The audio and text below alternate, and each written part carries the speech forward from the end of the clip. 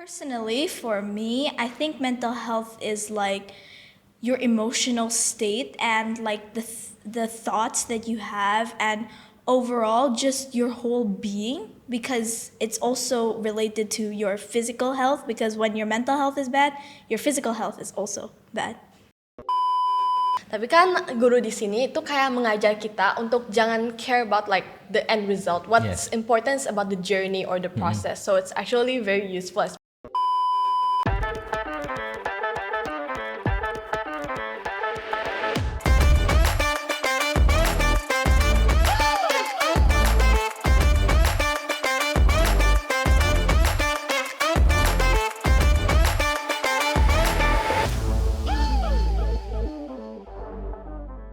Hai Penaburs, kembali lagi bersama kami di podcast Inspiratif Penabur di BPK Penabur Bandung.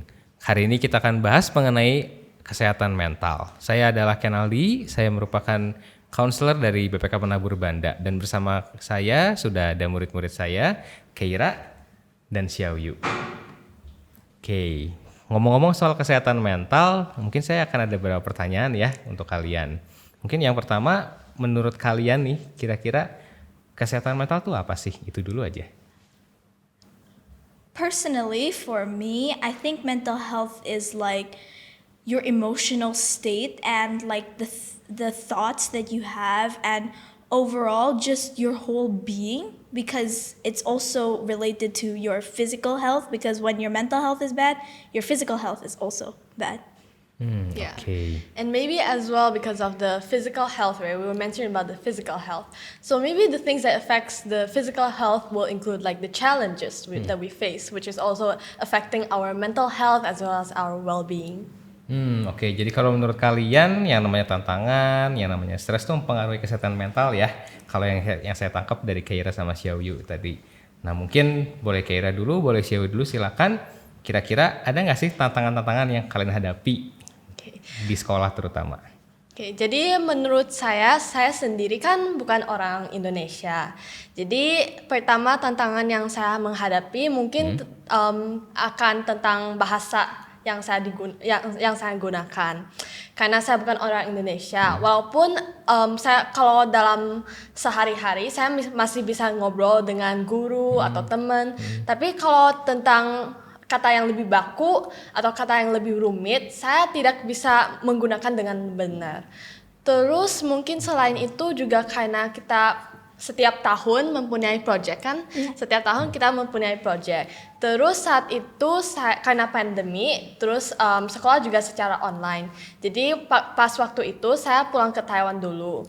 Dan tapi karena di Taiwan sama Indonesia mempunyai waktu zona yang berbeda, jadi saya itu lebih sulit berkoordinasi atau berkomunikasi dengan kelompok saya untuk beberapa mungkin maupun harus beli barang atau maupun harus diskusi tentang planning yang lebih future gitu. Yang lebih rumit ya? Ya, yang lebih rumit. Mungkin barangnya juga beda, mungkin kualitasnya beda ya, jadi susah buat koordinasinya dan mungkin juga karena jamnya beda ya, jam istirahatnya beda, jam makannya beda, mungkin itu ngaruh juga buat Xiaoyu ya?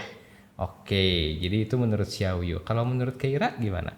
Jadi ya menurut saya juga seperti yang Xiaoyu sudah katakan tadi itu kan kita tuh sering ada proyek-proyek. Kita juga biasanya pelajaran kita di kelas itu project based gitu. Jadi kita sering disuruh presentasi atau setiap 2 minggu kadang-kadang ada proyek ini, kadang-kadang ada proyek itu. Jadi kita itu selalu harus siap gitu untuk melakukan sesuatu dengan deadline yang cukup pendek. Dan itu merupakan tantangan yang sangat sering kita hadapi setiap hari.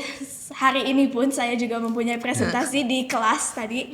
Jadi buat saya ya dan buat teman-teman saya juga itu merupakan tantangan yang paling besar karena kita itu memang di pressure gitu untuk bisa mengikuti cara learning yang dari luar gitu. Yang dari Cambridge? Ya, Cambridge based learning. Jadi banyak presentasi, banyak proyek dan itu memang susah untuk manage waktu dan lain-lainnya. Oke. Jadi susah untuk manage waktu dan banyak juga ya proyeknya ya. Mungkin berarti sama ya dengan yang tadi Xiaoyu alami, Keira juga ngerasain hal yang sama berarti ya. Oke, tadi kan kita ngomongin soal tantangan, apa aja sih yang kalian alamin selama di sekolah gitu ya, yang berhubungan dengan kesehatan mental. Nah, karena kalian sekarang kan sekolahnya di Banda nih. Iya. Kira-kira kalau menurut kalian ada nggak sih yang udah sekolah ini lakuin atau yang udah kalian rasakan, oh ternyata kalian cukup terbantu nih secara mental saat kalian ada di Banda? Salah satu cara yang sekolah telah lakukan yang udah diimplementasi yang sangat membantu kebanyakan kita di sekolah ini itu adalah nilai-nilai kita atau untuk raport itu kebanyakan persentasenya itu dari PR, dari quiz, assignment yang begitu, dan itu mengajari kita untuk effort kita itu yang lebih penting, dan itu kayak memotivasi kita walaupun kita mungkin ujiannya mungkin kurang bagus, tapi karena kita selalu effort untuk mengembalikan tugas tepat waktu dan lain sebagainya, itu jadi kita lebih confident in ourselves gitu. Oke. Jadi bukan cuma exam, bukan cuma ujian akhir yang dihitung ya, tapi di Banda juga kita juga memperhitungkan proses, memperhitungkan tugas-tugas yang, jadi kalau misalnya kalian rajin ngumpulin tugas, kalau misalnya kalian konsisten belajar, jadi kalian merasa kalau di Banda itu juga itu dihargai seperti itu ya kalau untuk Keira ya. Yeah. Oke.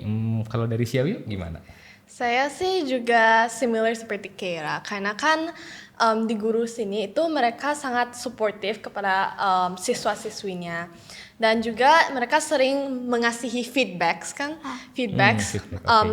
Mereka fokusnya bukan dalam ujian, tapi dalam proses atau dalam effort yang siswa sudah mengasihi. Jadi kita itu juga sangat apresiasi untuk kayak how the teachers can appreciate our efforts also. Dan mungkin selain juga tentang ujian atau assignments in general, juga kita mempunyai seperti kayak a system, quote-unquote system, namanya SLC, yaitu Student Led Conference.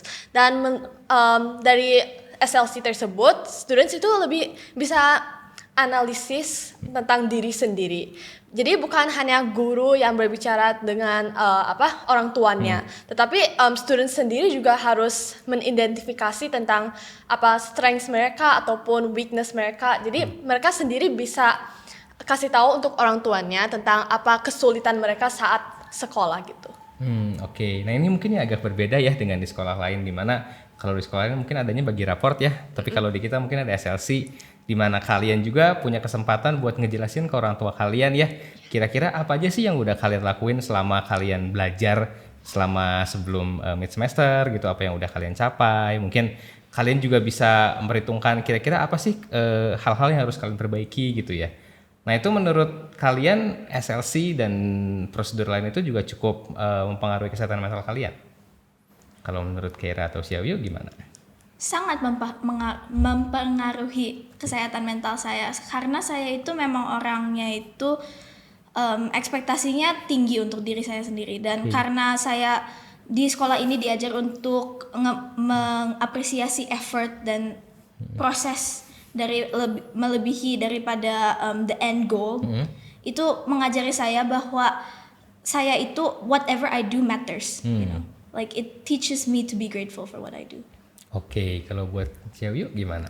Saya juga actually more or less similar with Keira. Karena kan mungkin untuk saya sendiri, saya mungkin sangat kayak takut untuk failure gitu kan. Tapi kan guru di sini itu kayak mengajar kita untuk jangan care about like the end result. What's important about the journey or the process. So it's actually very useful, especially let's say in SLC, right? Because you can identify yourselves and throughout the journey that you've went through, and it's also very meaningful to me. So. Oke. Di luar biasa ya. Mungkin ya yang kira-kira menjadi poin plus dari Banda ya yang kalian alami khususnya dalam hal kesehatan mental. Oke, tadi mungkin kita ngomongin soal SLC ya. Jadi mungkin buat para pemirsa yang nggak tahu SLC itu apa, SLC itu adalah Student Led Conference, di mana kita sebagai pihak sekolah memberikan kesempatan kepada para siswa untuk menjelaskan kepada orang tua mereka mengenai pencapaian mereka selama bersekolah, khususnya di 3 bulan pertama semester 1 dan semester 2. Nah, mungkin menyambung dari yang barusan, kelihatannya hubungan antara guru-guru dengan siswa di Banda tuh cukup dekat ya, bener nggak sih? Kalau Keira sendiri gimana rasanya?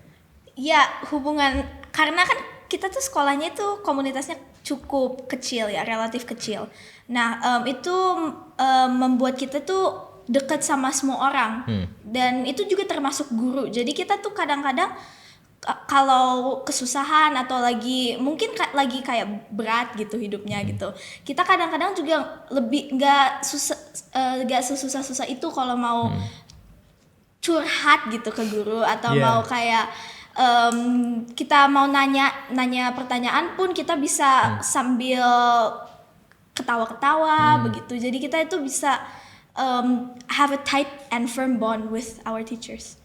Oke, jadi lebih ke arah acceptance ya, penerimaan dari guru. Jadi walaupun istilahnya kalian sebagai murid, kalian tetap punya ruang yang disediakan sama guru untuk curhat, buat ngobrol. Nah, kalau misalnya kalau saya boleh tanya gitu ya, di Banda ini kira-kira gurunya mau terima input atau masukan nggak seandainya kalian ada masukan gitu? Mungkin dari Xiaoyu boleh, dari Keira silakan. Okay, so here's the thing also what we actually like about the school system is that because let's say for each event or let's say for each semester that end, the school will provide us a survey, so where the students, they can provide their suggestions, their feedbacks to the teachers, and they can also like quote unquote grade how the teachers are to them. And so this is actually another way in communicating between teachers and students, right? So maybe the student doesn't have to like one by one explain to the teachers about how they feel about them, but instead everyone can take part of it. I see. Okay. Kalau dari Keira gimana, Keira? Yeah, the same with Xiaoyu. We are all very like I mentioned before, our community is very tight. We are very it can almost be like a second family. So sometimes we do tell the teachers whenever we feel like, let's say maybe we're not really engaged in the lesson, we would tell them. Sometimes we would tell them maybe we want to have like more videos to study in class, or perhaps like if it's science class we can do like experiments, or if it's an English class we can do like creative writing and everything. So yeah, somewhat. I see. Okay. So both of you think that Banda actually providing a lot in order to preserve the mental health for its student? Yeah, very much. Okay. Oh, actually quite glad to hear that. Sebagai guru BK. Yeah. As a counselor, I'm so glad to hear that. So yeah, it means that we really did our task well.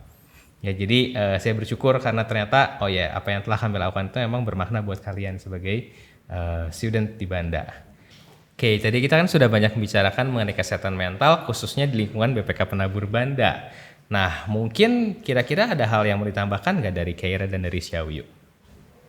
Okay, I think so far, from what I've learned and stuff, it's already enough. And I think that through this conversation or this podcast, I also know more about like how I feel towards the school, right? And it's also very it's also a good thing for me to like communicate with my friends and my teachers.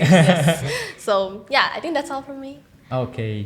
Personally, from me, I think a final statement would be to emphasize on how important mental health is, because students will not be students in school or at least like achieve what the school would want for them if their mental health is not enough. So I would like to emphasize that us as students, we also, not only us students actually, both the students and the teachers, we both have to have like a strong bond towards each other, so that, and always constantly supporting each other to promote good mental health and well-being.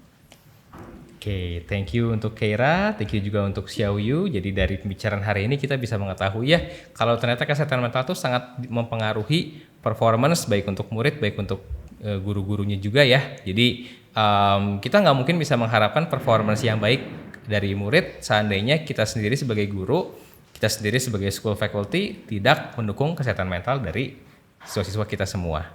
Oke, mungkin sekian dari kami untuk podcast inspiratif kali ini. Terima kasih telah menyaksikan.